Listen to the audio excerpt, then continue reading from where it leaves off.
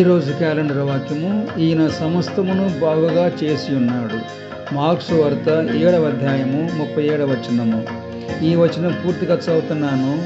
ఈయన సమస్తమును బాగుగా చేసి ఉన్నాడు, చెవిటివారు వినున్నట్లుగాను మూగవారు మాట్లాడినట్లుగాను చేయుచున్నాడు. మార్కు సువార్త 7వ అధ్యాయము 37వ వచనము.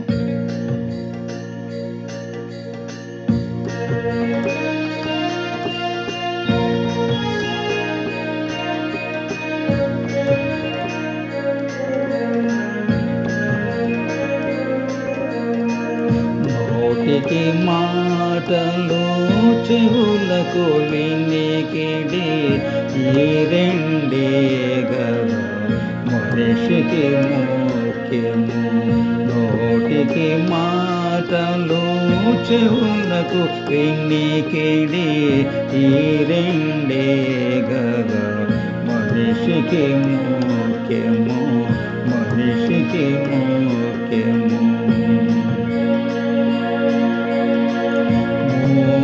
మూగవానికి మాటలు రానిచో తనలో ఉన్నవి ఎలా చెప్పగలడు? మూగవానికి మాటలు రానిచో తనలో ఉన్నవి ఎలా చెప్పగలడు? గలగలలాడే మాటల ధాటికి ప్రత్యుత్తరము ఎలా ఇవ్వగలడు? మూగవానికి మాటలు రానిచో తనలో ఉన్నవి ఎలా చెప్పగలడు? గలగలలాడే మాటల ధాటికి ప్రత్యుత్తరము ఎలా ఇవ్వగలడు?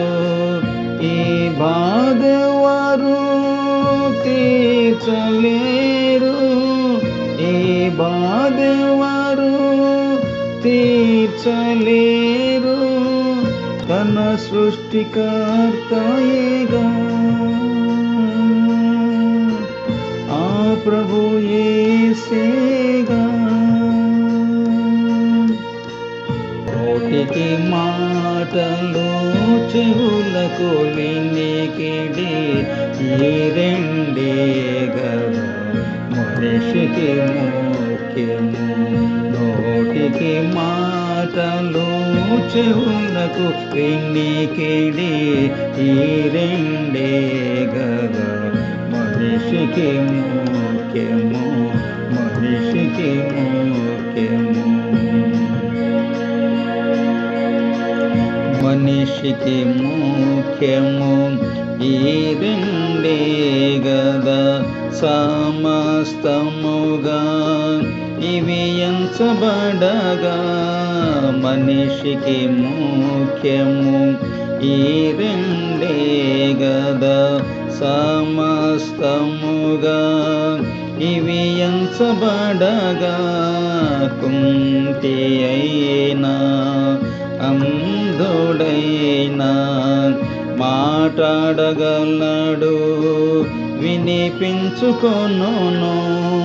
సమస్తమును బాగు చేయును, సమస్తమును బాగు చేయును ఆ సృష్టికర్తయేగా మన ప్రభు యేసేగా. ఆ సృష్టికర్తయేగా మన ప్రభు యేసేగా.